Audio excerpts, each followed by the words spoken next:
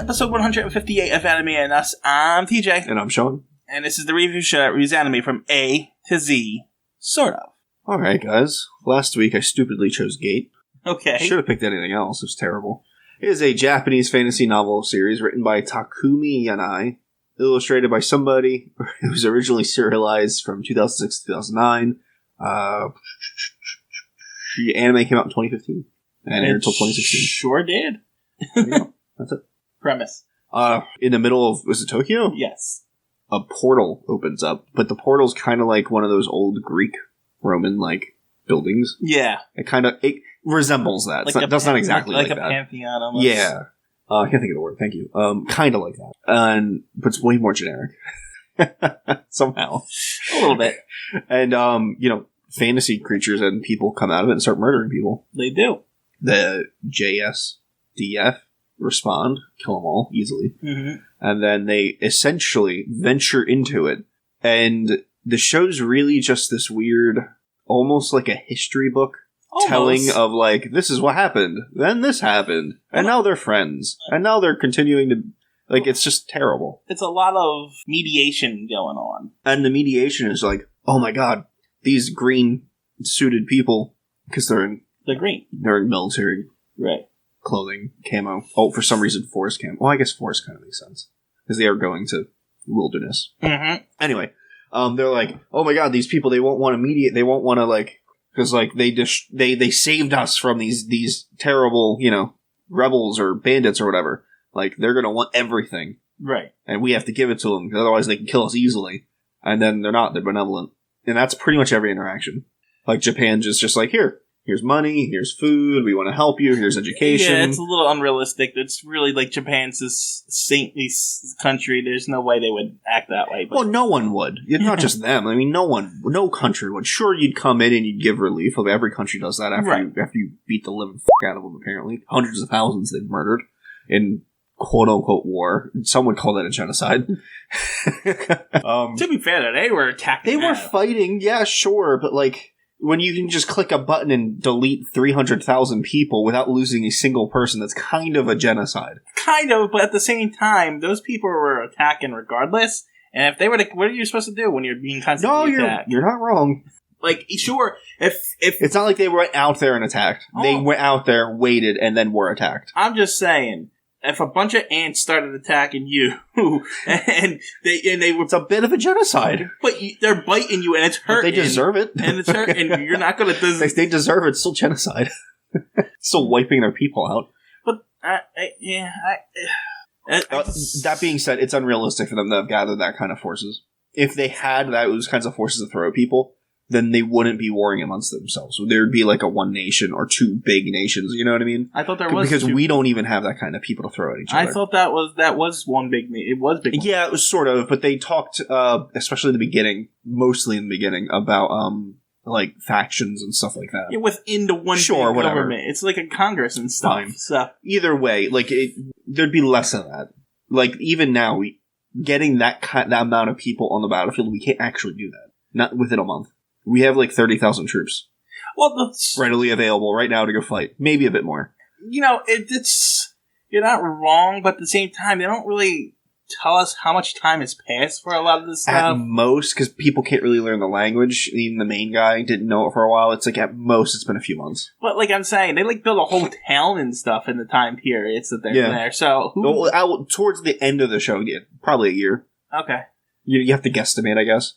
So you picked this anime and you said it was good. I know. Well, maybe. Why did you think that? I think what happened was I was on my phone and it played in the background. And maybe I looked over once or twice and thought it was good. Because I actually got into it. Did you? I actually did like it.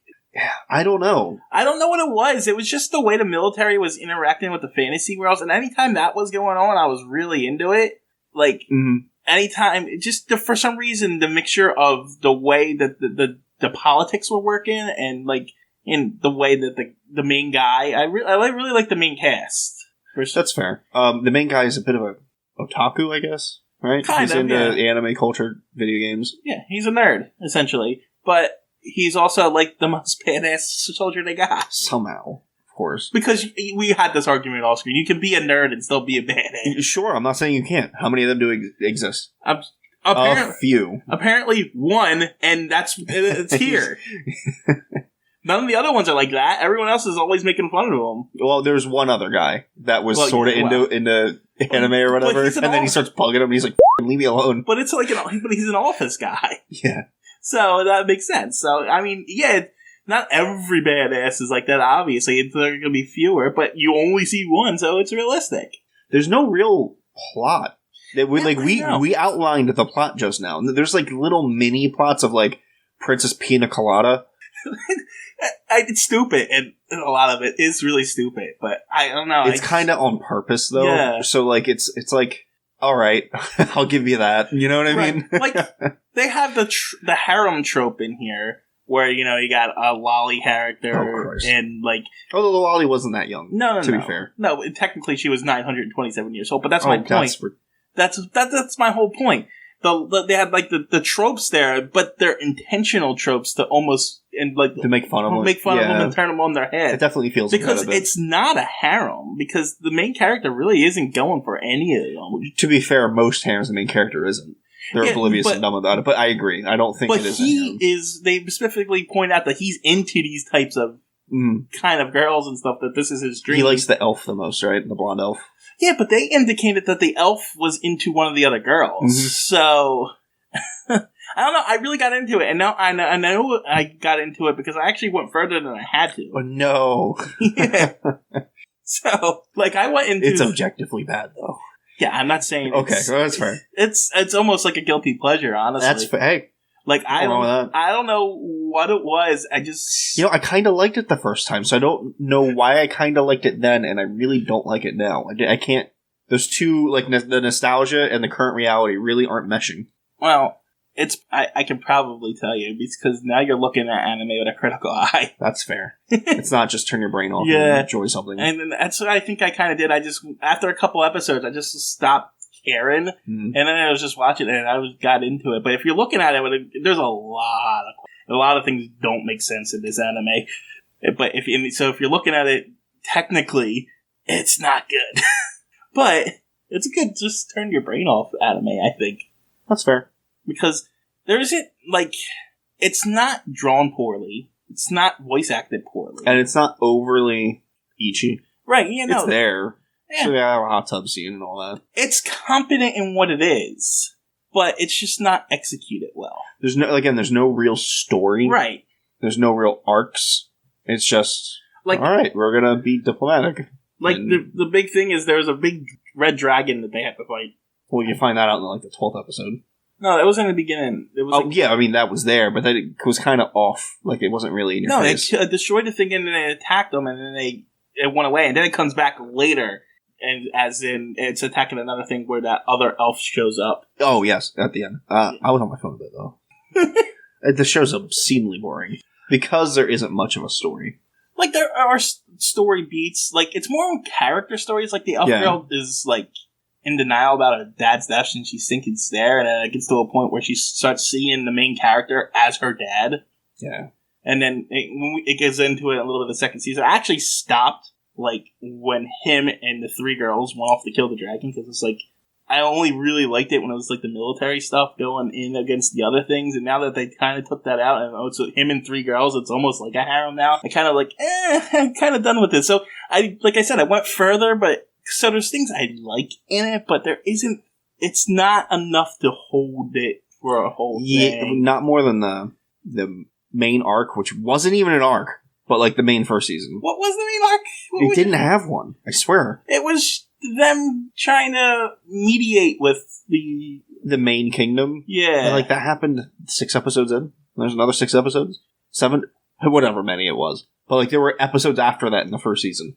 Oh, and then they went back to Japan and they did deal. Yeah. They had to deal with the Senate and stuff. The public answering questions and shit. Yeah. It was dumb.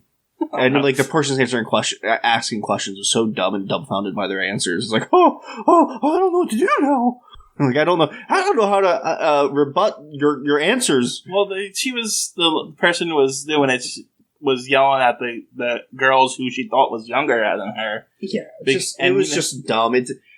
Anime does this a lot where, like, a character, it's hard to explain, is, like, so one-dimensional. Yeah, I got you. They give them one character trait. Like, this person that's interviewing you is an asshole. They want the JSDF or whatever to be the bad guys. Yeah. And I'm also really f***ing stupid. So when you answer a question and it's not the answer I was looking for, I don't know how to retaliate. Like, right. I can't come back. I mean, to be fair, it's just dumb. To be fair to it, though, when she yelled at them about being her elder, and then she says, "Oh, this kid's 927 years old," you would be a little dumbfounded. That's fine, but whatever. I know. It's not that great, but honestly, I don't have a lot to say about it either. In its defense. I mean, because of its lack of story, like, there isn't much to say. Right. There isn't much at all to say about it, honestly. Yeah, so we're not going to say anything else about it.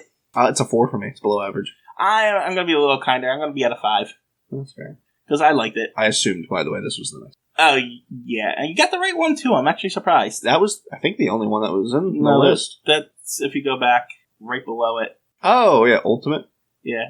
Is it an OVA? I thought it was like a retelling. It's labeled as OVA, but no, it's a completely... This is a Full Metal Alchemist deal. Oh, so it is a retelling. It's a retelling, yeah. Huh. They start completely over. But we're going to do the original. We're not even there yet. Hold on.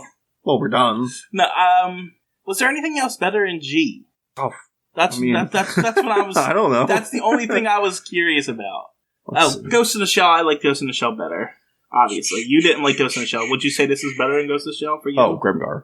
I'd watch this again over Ghost in the Shell for sure, but Grimgar's I know, Grimgar was easily the best one. I like Ghost in the Shell, so that's kind of a tie for me. What else are we watching, G? I would have to... Let me go down. I mean, we watched a couple other things. I just don't see the names. See. Ghost Stories. Ghost Stories, the English dub, obviously.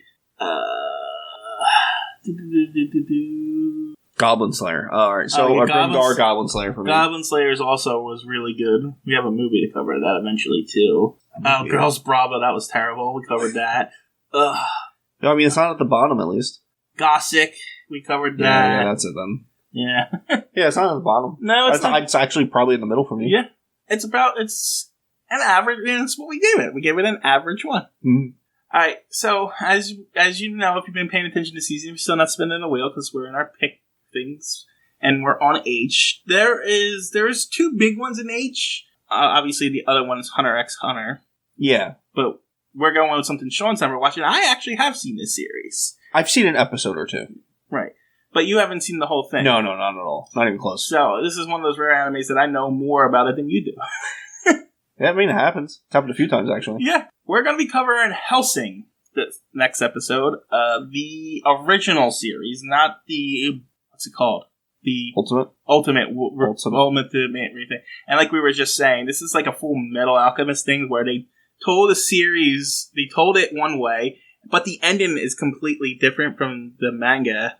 And so the Ultimate, they follow closer to the manga. But honestly, the beginning have followed the same beats, almost. So, I'm interested to see if you're going to like it or not. I think I will. For some reason, I guess with the crosses or whatever, it reminds me of Wolfwood from Trigun. This big cross thing. You know what? A little bit. The Hellsing, I don't remember if that's his actual name, though. I don't think it is. But the main vampire in this, because it's a vampire thing, does remind me of Wolfwood a little bit. Oh, okay. Just in style and look and stuff. Mm-hmm.